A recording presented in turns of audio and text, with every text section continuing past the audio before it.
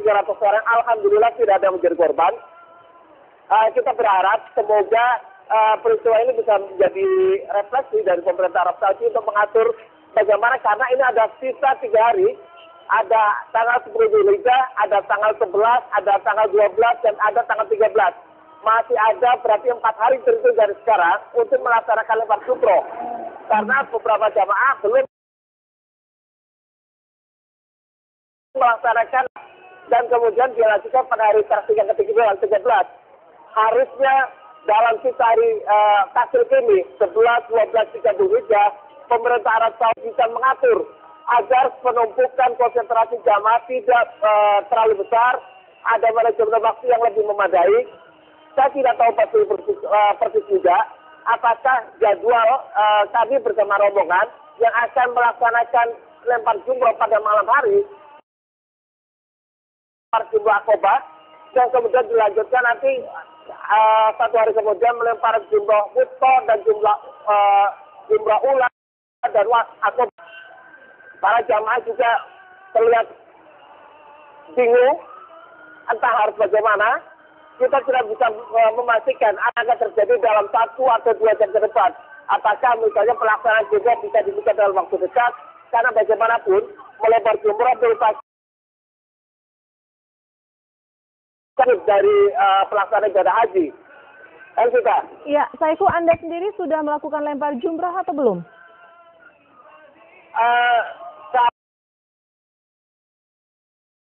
Belum melaksanakan lempar jumroh, mengingat transportasi sampai saat ini tidak bergerak sama sekali. Sama sekali jumlah saya tidak bergerak, banyak kendaraan yang dimatikan mesinnya. Karena semalam memang mereka yang biasanya dari non-reguler itu begitu menyelesaikan acara wukuf sampai selepas sholat isya, kita bergerak ke Muzdalifah, lalu bertolak ke Mekah, Masjidil Haram untuk melaksanakan tawaf ibadah, sa'i, mensyukur, dan tahalul. Nah, jadwal kami untuk melaksanakan lempar jumroh sampai selepas sholat isya, kita bergerak ke Muzdalifah, lalu bertolak ke Mekah, Masjidil Haram untuk melaksanakan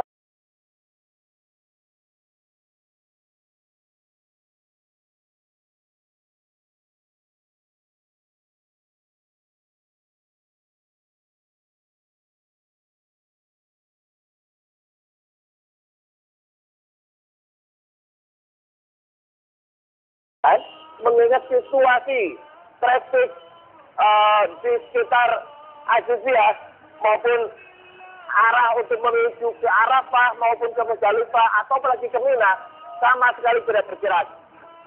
Ini menjadi catatan bagi kami juga bahwa bagaimanapun melempar jumroh tetap merupakan kewajiban haji. Maka jamaah juga masih menanti informasi yang valid. Apakah misalnya melempar jumroh bisa dilaksanakan pada hari ini, maupun ke Muzdalifah atau apalagi ke Mina sama sekali tidak bergerak. Ini menjadi catatan bagi kami juga bahwa bagaimanapun melempar jumroh tetap wajib haji. Masih di sekitar saya berada, dan para jamaah tadi ada beberapa yang belum mengetahui persis dulu persoalannya, karena memang mereka lebih seharian setelah melaksanakan ibadah wukuf hingga katakan pelaksanaan tawaf ifadah, baru menyadari bahwa ini bisa menjadi ujian bagi jamaah Indonesia sendiri, dan apakah kemudian yang baru saja terjadi ini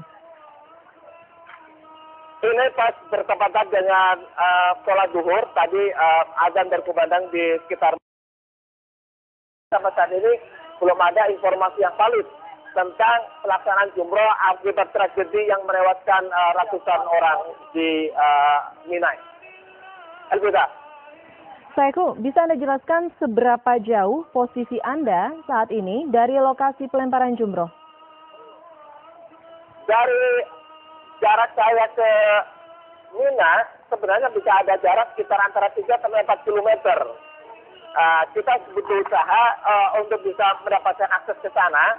Tetapi saya bersama kameramen Bambang Haryo juga masih berpikir keras bagaimana katakan akses ke sana, karena sampai saat ini tidak ada kendaraan. Kalaupun misalnya harus untuk bergerak menuju ke sana untuk memastikan peristiwa itu terjadi seperti apa, maka ya kemungkinan besar kami harus berjalan kaki. Karena tidak ada satupun transportasi yang bisa kami andalkan untuk bisa menuju ke sana. Elvira. Ya, baik. Terima kasih Saiku Bagowi. Untuk informasinya kita nanti akan menghubungi Anda lagi untuk mendapatkan informasi terbaru sehubungan dengan tragedi yang terjadi di mana.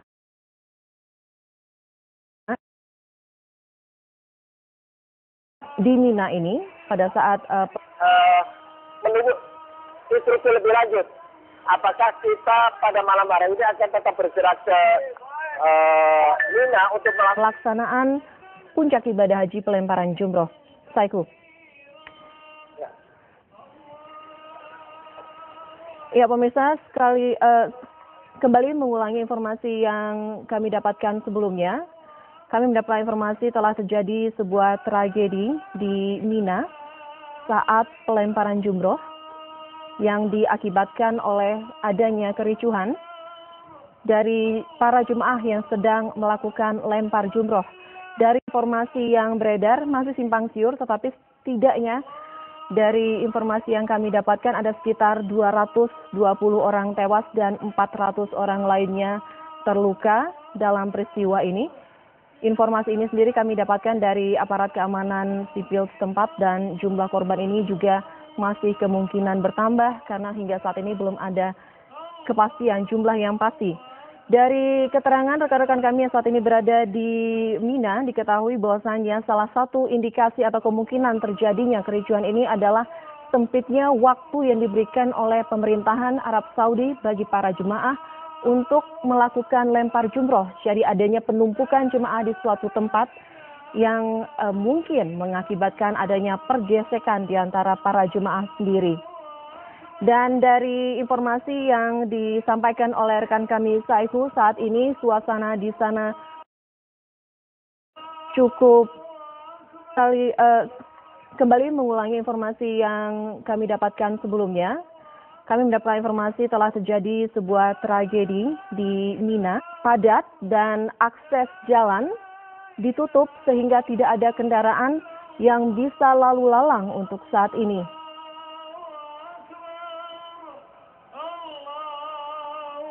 Kami masih menantikan apakah ada informasi kemungkinan jemaah asal Indonesia yang ada atau juga menjadi.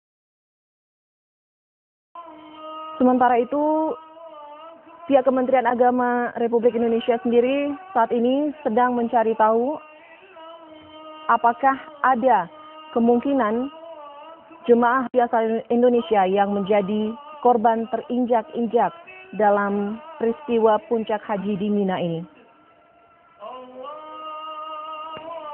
Pihak Kementerian Agama sendiri mengatakan saat ini mereka masih terkendala dengan komunikasi.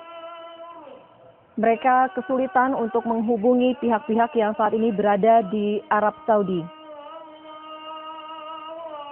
Peristiwa ini sendiri terjadi di Mina atau sekitar lebih kurang. Kami masih menantikan apakah ada informasi kemungkinan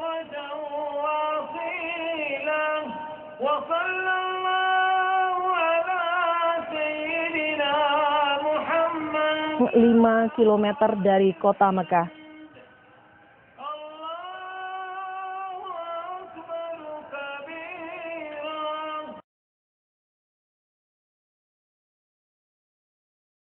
Kemacetan diperparah dengan tidak adanya polisi yang mengurai kemacetan. Dan berikut laporan Saiku Bagowi dan juru kamera Babang Haryo mengenai kemacetan parah dari Masjidil Haram menuju ke Mina.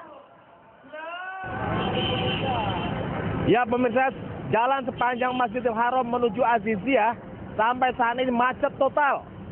Tadi kami sempat berjalan dari Masjidil Haram sekitar pukul 4. Namun pukul 08.40 kami baru sampai di Aziziyah, tepatnya di Asisa. Biasanya perjalanan yang bisa ditempuh hanya sekitar setengah jam, kali ini ditempuh dalam 3,5 hingga 4 jam. Kemacetan semakin parah pada siang harinya.